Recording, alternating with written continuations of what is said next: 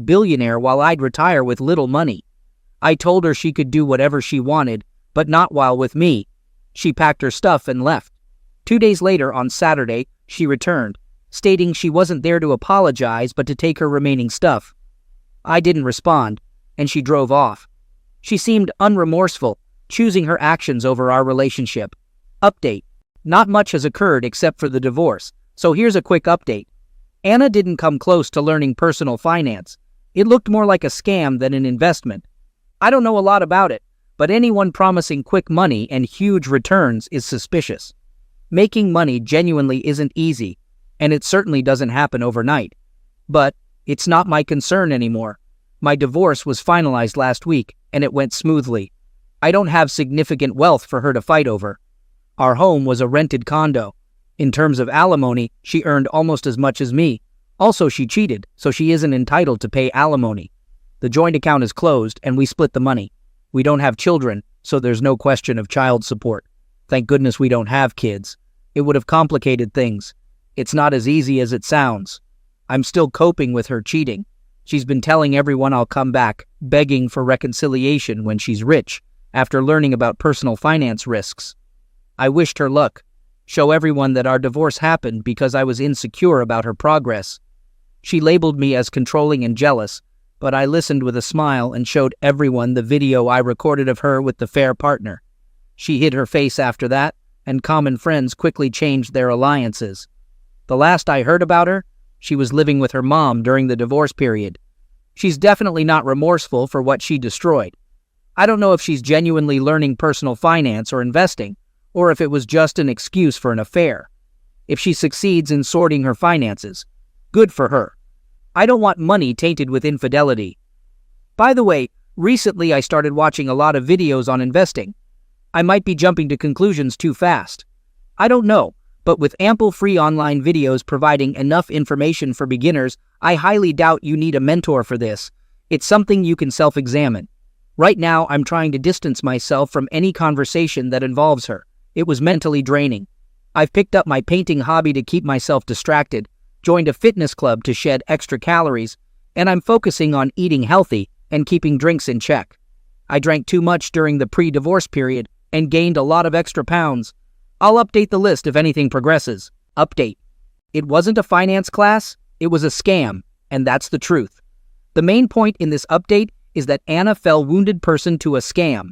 Remember that finance influencer who conducted seminars? Turns out he was a scam artist, deceiving people and making false promises of significant returns. Anna invested about 30% of her income in that scheme, even selling valuable assets like her family heirloom diamond ring and platinum necklace to go all in. It appears everything was just a scam. The influencer is now on the run, and his teammates, including the affair partner, have been arrested with an ongoing investigation. After this news broke, those Anna had boasted to about her impending riches mocked her. She had flaunted her newfound knowledge, belittling those with limited investment understanding. Now, those same people are targeting and making fun of her. Apparently, she blocked many of those mocking her, even dedicating her social media account due to being tagged in posts related to the finance influencer she supported. It's a lesson in not boasting before achieving victory, something she had been doing all along. I've made significant progress, shedding extra weight and getting into muscle training, which I enjoy. I've also returned to painting, and it feels really good. I haven't rushed into dating yet, not because I'm trying to forget the past, but simply because I'm not ready for it. Clearly, he was a scammer who managed to deceive her. Update. I had a visitor, and it turned out to be Anna. She looked really sad and told me she had fallen for a scam. A business partner and his boss, who was into fraud, had cheated a lot of people, including her, and ran off with their money to another country.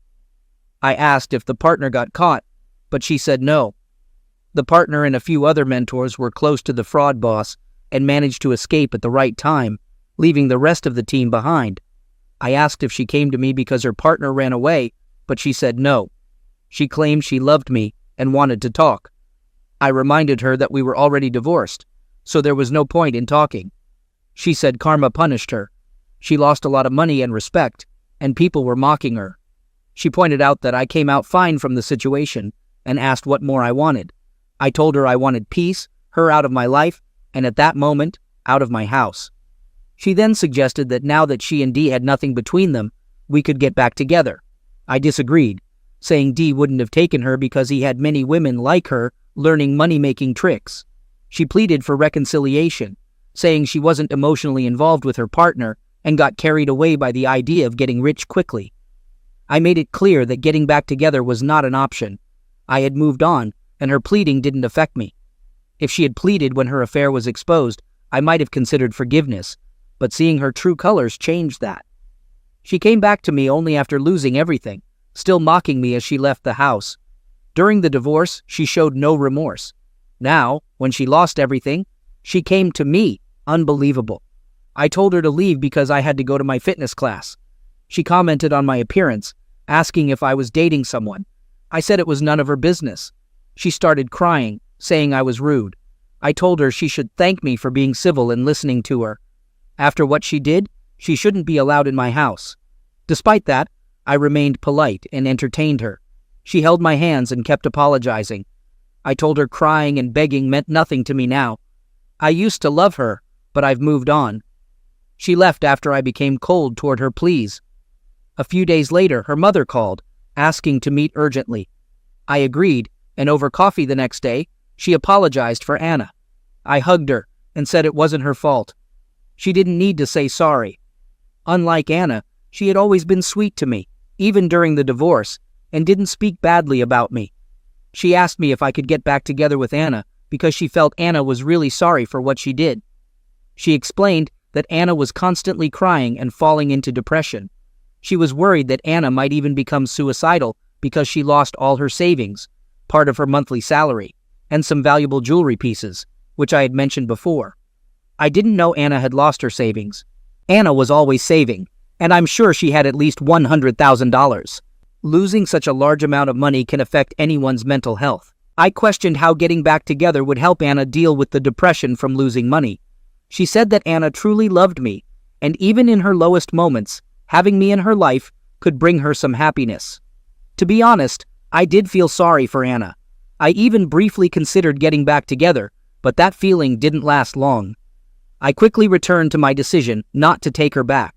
I told her I couldn't do it. I didn't love her anymore. It turned into a cycle of tears and pleas to help her daughter avoid depression. I stood firm on my decision and suggested taking Anna to therapy. She needed counseling more than a husband. My ex-mother-in-law was disappointed that I declined her request, but understood my perspective. There was one more thing that would have upset Anna more, and that was my investment journey. I followed some genuine finance YouTubers who helped me understand personal finance and investing on a broader level. This knowledge greatly assisted in building my portfolio, and guess what? I'm already making a good profit. I've ventured into the stock and bond markets too. However, I'm still unsure about crypto trading and don't want to step into unfamiliar territory. I'm taking things at a steady pace, learning one thing at a time. Understanding the stock market has reinforced my belief that making money takes time, patience, and courage. I'm hoping to come out of this stronger before thinking about dating again. I still don't feel ready for it. Second story. I'm a 37-year-old guy, and I've been married to Judy, who's 32, for 2.5 years. It's tough to pinpoint a specific moment that defines everything, but things took a bad turn after a frustrating phone call. I was in the living room catching up on football highlights I missed when Judy's phone started ringing, annoyingly interrupting the game. Fed up with the ringtone cutting into the commentary, I brought her phone to the kitchen, asking her to answer it. Then, the phone rang again, and she seemed ready to snap at the caller. Since we both worked in the corporate world, Judy had a rule about keeping our work life separate from our home life. She believed it was our responsibility to separate the two and encouraged me to do the same. She avoided work calls on weekends and preferred emails for urgent matters. I expected her to get upset, but she stayed silent, and her expression changed. It wasn't until dinner that she shared what the call was about. "They are transferring out of state," she said. "Transfer? Why? Where?" I asked, realizing the situation. "I told you about the company's expansion. The board wants to transfer people to the new site to monitor branch development," she explained. I understood how transfers usually worked, often without external commitment. Being married, She wouldn't be considered for a transfer unless she requested it. I asked if she applied, and she said no. I suggested rejecting it, but she explained it came with a promotion she'd been working hard for. Judy was ambitious, a quality I admired. For a year, she worked tirelessly for the promotion, volunteering and ensuring her team functioned smoothly. It was finally paying off, although not in the way we expected. Her salary doubled with perks, but I knew it wasn't about the money. She wanted to climb the corporate ladder. "What should I do?" she asked. It wasn't her fault, but she put me in a tough spot. I had two options: tell her to reject the transfer, losing the promotion, or support her pursuit of her hard-earned career advancement. Thinking people make long-distance marriages work, although I hadn't seen many examples, I convinced myself it could be done. Not wanting to hold her back, I told her, "I'm going to support you. Whatever decision you make, we can make it work." Boy, do I regret those words. Her eyes lit up, and I thought I made the right decision. I convinced myself it would work, remembering friends who traveled for business and sustained their marriages. Looking back, she didn't really leave me much of an option to refuse. If I had honestly shared my opinion and asked her not to take the job, she would have considered it. But knowing Judy well, I sensed it would come at a cost, possibly leading to the collapse of our marriage. I didn't want that. I also disliked the idea of her being far away. However, if our marriage hung in the balance, the lesser evil seemed to be letting go. It looked like the only logical decision, and faced with a similar situation again, I'm not sure if I would choose differently. She spent the evening thanking me for being understanding, but I couldn't shake the wave of irritation, realizing my wife had manipulated me into feeling self-conscious so that my decision favored her. I was sure she had baited me. However, it's hard to say. A manager, seeing her excitement after finalizing travel arrangements, and I had a lengthy discussion about making the marriage work. We planned to call every day to stay involved in our daily lives. The idea of cheating never crossed my mind because I believed Judy was too goal-oriented, especially since her company agreed to give her 5 days off every month. "It'll work," she assured me just before boarding the plane. Little did I know that my marriage had ended in that instant. Every long-distance relationship starts the same way. Calls around the clock, even with Bluetooth earphones so we could talk while she worked. For the first 2 months, it seemed to work. We were on the phone more, and I knew more about her life than when I lived with her. Suddenly, it didn't feel like I'd made the wrong decision prioritizing her ambition over my needs. We were in a good place, at least until 2 months ago. Judy called one morning to cancel her trip back to Michigan. Her company's quarterly performance had been below par, and she had to work on recruiting more capable professionals to fill out administrative roles to make her job easier. I didn't mind, as I was on the verge of closing a huge deal that would give me more flexibility in how I worked. The compensation for closing the deal was worth millions. With that, I could be closer to my wife. 5 days were inconsequential when I could be with her as long as I wanted. I kept the deal a secret to surprise her after it was sealed. To make that happen, I needed to be at my best, which meant no distractions of any type. I didn't call her, and she didn't call me. It was the longest we had gone without talking on the phone. We still texted on WhatsApp, but we were both too busy for meaningful conversation. I'm explaining everything because a few days ago, a mutual friend called me callous and manipulative after hearing what happened. If you ask me, I'm neither of those things. I consider myself a wounded person, which is why I'm here recounting everything between myself and Judy. Anyway, back to the story. The big deal came through, ensuring my family's financial security for life. It was a game changer, making me part of the elite 10% of America in terms of wealth. That night, while waiting for confirmation, I resisted the temptation to call her. I wanted to tell her about the past week and how our lives would change. Judy's biggest dream was a trip to Paris. Instead of calling her, I planned our vacation there: ticket, hotel, food, places to visit. I had everything sorted out and was going to break the news together, all at once. I scrolled through my WhatsApp and landed on her story. She was hugging this guy, Henry. Tall, olive skin, brown hair, blue eyes. He looked no younger than 35. He was the first person employed when she started working. He was from the area, knew about the job, and she needed his expertise. Underneath the picture, she captioned, "Dark times reveal angels." I should have suspected something was wrong. I think I did because I held off from telling her that the deal came through when it did. Instead, I took the next available flight I could find to California to see her. As you may have already guessed, she was having an affair with Henry. I phoned Judy's workplace in Michigan to find out where she was, since I planned a surprise visit. Luckily, the receptionist who answered was a mutual friend, so convincing her not to tell Judy was easy.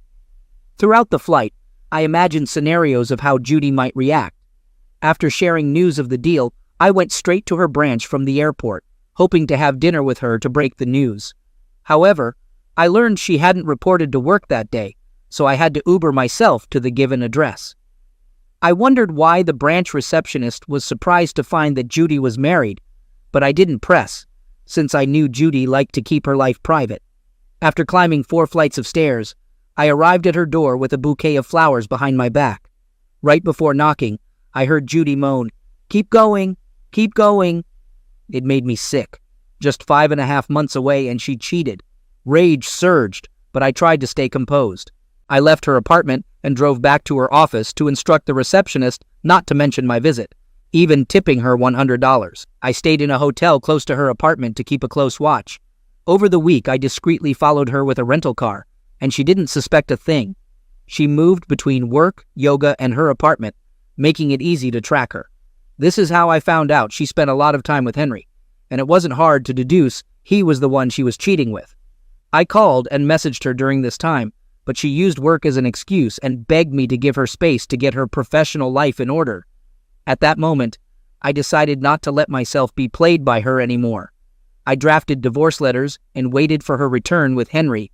It seemed like all they did was have closeness. Upon arriving at her door, I heard nothing but moans, grunts, and groans. I picked the lock, tiptoed to her bedroom with my phone, recording everything. As disgusting as it was to watch, I recorded a full minute of their relationships before revealing myself. In that moment, while she scrambled for clothes, I felt powerful. Seeing her anguish when I threatened to share the video with her colleagues and family justified my decision to end things. She begged for forgiveness, saying she'd resign and go to therapy, but I was disgusted by her actions, unable to entertain her pleas. She said she resigned and dropped off signed divorce papers yesterday, but I still sent the video to her parents. I want them to see the kind of person their child became. Some comments suggested she checked out of the relationship when she took the job. She had been wanting this for a while, and probably cheating on you for a while as well. She manipulated you into agreeing to take the job, practically forcing you into saying yes. Huge, life-changing decisions like that will have a drastic impact on the family. Update. My wife got moved to a different state to oversee the opening of her company's new branch. While there, she started a relationship with a coworker. I found out about it during a surprise visit after our divorce. I took some time to sort myself out, and for a bit, I was occupied enough to not dwell on the whole situation. I went on vacation to the Dominican Republic for a week, which was pretty awesome. One evening, I got a Reddit notification about a post. When I wrote it, I mainly wanted to vent my anger, irritation, disgust, and rage. Surprisingly, it gained a lot of attention. Reading through the comments, one post stood out. Someone shared a similar experience, mentioning feeling miserable for not taking revenge to the extent needed to satisfy their spirit. It might sound strange, and it was definitely an unpopular opinion, as many people, judging by their comments, were content with me just exposing her infidelity to her parents and getting her fired without going further. It was somewhat satisfying to see her relationship with her parents fall apart after the video, but other than that, it seemed like I hadn't accomplished much. Last I heard, she was in a motel working at a night bar, fittingly ironic for the cheater she is. About 3 weeks after returning from the Dominican Republic, she showed up at my door, begging me to forgive her and take her back. It was amusing to watch. She seemed like all she did was cry in her spare time, bloodshot, swollen, and puffy eyes. Whether it was from crying or dealing with some issues, I didn't care. In fact, I realized there wasn't much I could do to her. She was already an emotional wreck. I decided to shift my focus to the guy she cheated on me with, Henry. I let her in, and she probably thought I was reconsidering the divorce because she immediately started explaining herself, thinking I hadn't gone through with it. She even claimed to have lost her parents' respect and that my actions made her regret what she did. I posed a test question, something I knew she'd fail, just to be sure I wasn't seen as callous or wicked for having a justified motive. I looked her in the eye and asked how many times it happened. You'd expect her to learn from the experience and regain some dignity by telling the truth, but she said once, swearing it was the truth. According to her, running a failing business, with expenses 3 times more than revenue, became a burden. She didn't want to burden me further, thinking she already asked too much by pursuing her ambition. I wasn't bothered by her excuses. What stunned me was how effortlessly she could lie to my face. It was hard to believe our entire relationship had any truth to it after that. My dad always thought it was almost impossible to look someone in the eye and lie. Well, he was way off. Honestly, I wasn't sure how many times they got together, but I had a sense of when it started, and it definitely wasn't just once. I might have doubted her lies if I hadn't followed her for the first 2 weeks in Michigan, and on the day I arrived, she was making quite a scene in her room. Her obsession with privacy didn't matter much then, but I kept my cool and didn't let on that I knew. What about Henry? Who knows? He's probably still in Michigan with his wife. Imagine my surprise when I found out Henry was married. Despite the frustration, I stayed calm. I saw an opportunity to extend my revenge to hurt not only her, but also Henry. There was no way he'd walk away without facing the consequences. I didn't need a mirror to know my acting skills weren't Oscar-worthy, but the way she eagerly spilled everything, including lies about how Henry manipulated her, made me sure she was unsuspecting. I was baiting her. After telling her to give me time to think, I ushered her out and immediately sent the video to everyone who knew her, including her receptionist friend at the office. First, I booked a ticket to Michigan to use the information Judy gave me about Henry's marriage, but I planned to damage him where it hurts. I rented a studio apartment close to him, watching from a distance, waiting for the videos of his escapades with my ex-wife to drop. Meanwhile, I observed his wife, Annie. She was gorgeous, with flowing blonde hair, stormy gray eyes, and a scary smile. Although my initial plan was to bait her into a compromising situation, I had a change of heart. But I know what you're thinking. Aside from the money, I'm a pretty decent-looking guy. Decent enough to be prom king? Anyway, Annie was a kind and genuinely caring person. I was particularly surprised by her honesty. We went from greeting by the roadside to having coffee over an accidental bump, and I orchestrated it over coffee. I learned a lot about her, and for some days, I forgot why I was in Michigan in the first place. It was one of those friendships that was just easy to keep. I even started seeing less of Henry for a while, thinking the plan didn't go as I wanted. Apparently, he'd been fired and spent all his time looking for a new job, trying not to raise suspicion from Amy. During our discussions, I learned Henry was an immigrant who came to the United States on a student visa. Amy also told me about her marital issues. She explained how her husband barely touched her and barely paid her any mind until about 2 months ago when things suddenly changed. What she didn't know was that she provided enough information to ruin Henry's story. They hadn't been married for 3 years, meaning Harry wasn't a citizen, even if he had applied for the green card. I needed Amy to turn on her husband, so I told her the truth about everything. At first, she was mad at me for lying, but she soon got over it. I showed her the video and explained how it haunted my dreams, knowing they were both going about their miserable lives, not justifiably affected by their actions. Luckily, it didn't take much to convince Amy. In the next hour, we planned how she would confront Henry. I wasn't there to witness the drama, but I made sure he knew I was behind everything bad happening to him. Last I heard, he was getting deported to wherever he came from. Honestly, now I can say I feel satisfied.